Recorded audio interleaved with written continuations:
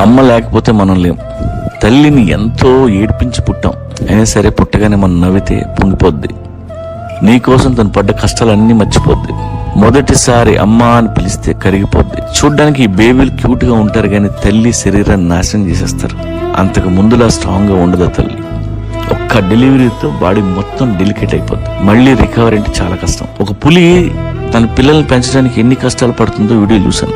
పిల్లల్ని ఒక చోట పెట్టి ఫుడ్ తేవడానికి అడవిలోకి వెళ్తే ఏ నక్కలు వచ్చి పిల్లల్ని తినేస్తాయో లేదా గెద్దలు వచ్చి ఎత్తుకుపోతాయో తెలియదు. ప్రతి క్షణం భయం, అనుక్షణం అలర్ట్ గా ఉండాలి పిల్లలు పెంచాలంటే. మన తల్లి కూడా ఒక పులే. నిన్నగాక మొన్నొచ్చే పెళ్లిళ్ళు ఎన్నో లక్షల సంవత్సరాల నుండి తల్లులే పిల్లల్ని పెంచుకుంటూ వచ్చారు. మొగుడు ఎలాంటోడైనా ఉన్నా లేకున్నా కంటికి రెప్పలా మనల్ని చూసే తల్లే. తల్లిని పిల్లల్ని అడగండి వాళ్ళు ఎన్ని కష్టాలు పడ్డారు. మొగుడు సంపాదించినా సంపాదించకపోయినా, ఇంటికి వచ్చినా రాకపోయినా